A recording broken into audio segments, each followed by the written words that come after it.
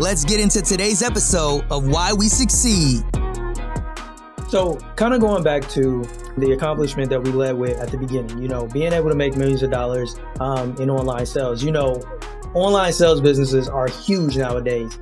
And when you look at the online businesses that you started, what were some of those first actionable steps that you took that allowed you to kind of set the foundation? Yeah, we call it in our business group, imperfect action. When you're online, you kind of have the world like at your fingertips, and you can reach, millions of people at the push of a button. Like, right. Why wait until something is perfectly built or exactly what it's going to be? Like, throw it out there, test it, see if the market is even interested in what you have available to them. So moving quickly, taking imperfect action, and this really hit me. Like, I was watching YouTube videos like a couple years ago. So we had 5-6 million subscribers, and one of the texts that was crossing their the screen in their video, the words were spelled wrong. And I'm like, okay, like if people are putting videos on YouTube that are getting millions of views and making hundreds of thousands of dollars, like have misspelled words, right? Then it'll be okay if my ebook like has an editing error in it, or it'll be okay if like my website is missing a period. I see too many people get caught up, and this happens in my own business coaching. They work 6 months to build this like perfect product deliverable, and they don't even know if anybody's going to be interested in buying it. So I think the first thing you got to do is you got to see if you have an idea for something, if you have an idea for a business or for a product, just test it. We all have, these phones, mine sitting on the counter over there. We all have these phones where we can literally reach thousands of people just in our own personal Facebook.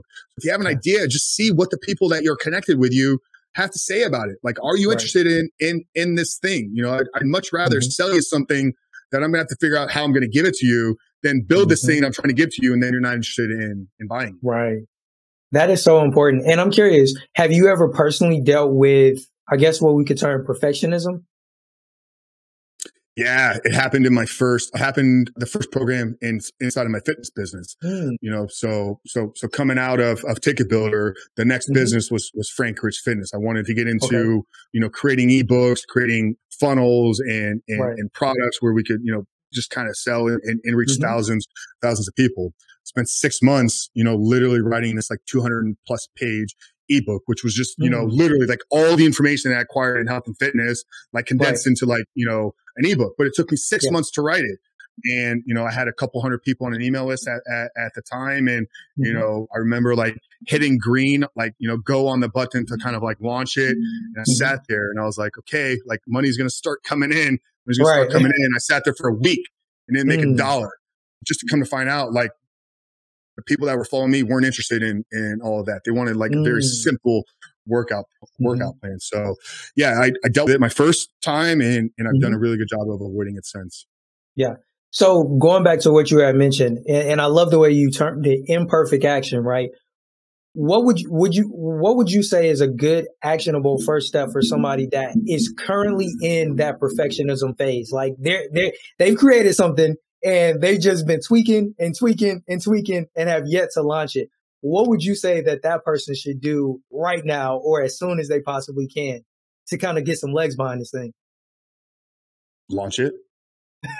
Just put it out there, right? Just put it out there. Yeah. Because it's never going to reach perfection because you're gonna feel it's perfect, but then the first person that buys it. Here's the thing: is as experts or as entrepreneurs, like we know like we feel like we know this all because this is our zone of genius, right? But the person we're selling it to has no clue all the things that we know. It's called an MVP. It's a minimum viable product. If you're trying to help somebody, I don't know what the audience is the majority of people are doing here. I work in the online coaching space. So it's very easy to explain this, in terms of coaching. Like you have an area of expertise, a zone of genius that is yours that can help the other person achieve a desired outcome. All they're looking for is the desired outcome. They don't care how you get them there. Literally, like as a health and fitness coach, like people want to lose weight. They want to lose 10 or 15 pounds. They don't care what exercise you do. They don't care what meal plan you use to get them there. They want the desired outcome. So sell them the outcome. And then whatever you need to do to give them that outcome, that's your job as the business owner to figure that part out. But it doesn't need to be all this overly sophisticated, complicated things. The more complicated things become, the less likely somebody's actually gonna do it. Right. Wow. I'm in agreement with you, man. I'm so in agreement with you. You know, like when I speak with clients that I do podcast coaching for, it's very similar. Like I get the question that comes up quite often, which is, do I need to have a website to launch a podcast? And to me, like the simple answer is no. No. Like you record something, you put it out, as long as it's on a podcast hosting service, you're good. But you'll be amazed by how many people won't launch because they're like, yo, well, I gotta have the website and I gotta have this and and I'm like, you really don't. Like either you want to launch and get this thing out here to the world to see if people are even interested in what you want to present. Or, you know, like you can always add a website on the back end, or you can always add some other addition on the back end, but you got to start. And I love the way that you put that, man. Just put it out there. My current company, you know, Rebuilt Recovery, you know, we were doing $10,000 a month without a website. You know, had a YouTube channel, had a podcast on Apple and all the other platforms, and I had an Instagram page. And the coaching, what the people got was a bunch of Google Docs. Like there was no videos, there was no program, because the guys hired me for an outcome to help them overcome their addiction to pornography. So that's all they cared about. They didn't care about the fancy website. Like all that stuff came later on, but I was doing $10,000 a month in profit. Without any of that. Wow. Yo, that goes back to what you were talking about before, that net. See? Profit. That's huge. Yeah, man. because there was no cost of design. There was no cost of web hosting. There was no cost of product deliverable. There was no cost of services and software hosting all of these things. Literally all the money went to me because the only thing that I had to, you know, manage, or the only cost was my time. So when you looked at it, I was making like $250 an hour. For the time that I was working, you know, on certain parts of the business. Talk about the imperfect stuff. You know, the fifth episode of my podcast, we fixed it now, but when it went live, if you listen on headphones, it only played in one ear. You know, like it was just something with the way that the producer put it all together. One of the channels were probably muted. Yeah, I didn't catch it when I was doing the review because I didn't do the review like with a set of headphones on. But it was like 6 months into it until I got a message from somebody. Hey, do you know your podcast is only playing in one of my ear? And I said, oh, no, I didn't know that. But it had been, you know, listened to thousands of times before anybody said anything about it. See, man, I love that, man. That's a nugget for somebody, because I know there are a lot of perfectionists out there. Yeah, I'm guilty of it. I wouldn't necessarily categorize myself as a perfectionist, but I definitely allow perfectionism to what's the best word? I think it's definitely trapped me. I've been trapped by it in some instances, and I'm like, yo, you just got to punch. You just got to go, just do it. And speaking on that, one of the things that I learned that I think used to hinder me is thinking that I had to do it all by myself. And once I learned the power of outsourcing, it freed me up, because now I'm like, oh man, well, I got to design this. I got to do that. And once I learned, like, yo, you don't have to do everything. Like, be willing to pay somebody that else. Not only can they do it, Frank, but they'll probably do it better than me. Yeah. And that was so freeing, because now I'm just like, okay, these are all of the things that I need to get done, right? For this project or this business or whatever the case may be. What things do I need to do? What things need me to be at the helm? And once I identify that, everything else, I'm like, if I can outsource it and it's reasonable, I'm going to do that, take my hands off, and we can move this thing along so much faster.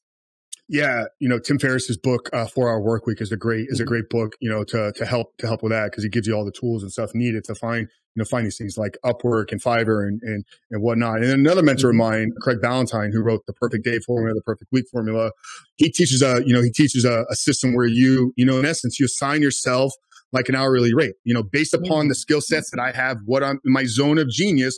What is this, you know, what are these tasks worth in terms of hours? You know, maybe you're a $30 an hour employee in your business right now. So once you know that, you've established what your value is to the business, then every task, every job that you have in your business, you assign a value to it. Is this a $30 an hour task? You know, designing a small little graphic for a podcast? Probably not. You can find somebody on Fiverr to do it for $5. So the minute you have that and you see something is below what your time is worth, then you just outsource it. You literally just find somebody to do it for you. And you can take this beyond your business. You can take this into your personal life as well. You know, is going to the grocery store like worth $30 an hour to me when I can, literally hit ship and have my food delivered here for $5 extra bucks, or, cleaning the house. I could hire, a cleaning lady at $10 an hour to come in here. But if my time is worth, I told you $250 an hour, why would I take an hour of my time to do a 10-hour job? That's like a small percentage of what my time is worth. So I'll just pay somebody to do that. So yeah, I think that's very important, the power of outsourcing. Oh man, that's so key. Hey, what's going on there, Success Squad? Frank Rich here, owner, founder of Rebuilt Recovery, host of the Superhuman Life podcast, and owner of Frank Rich Fitness. And thank you for joining us here today. I look forward to seeing you on the other side.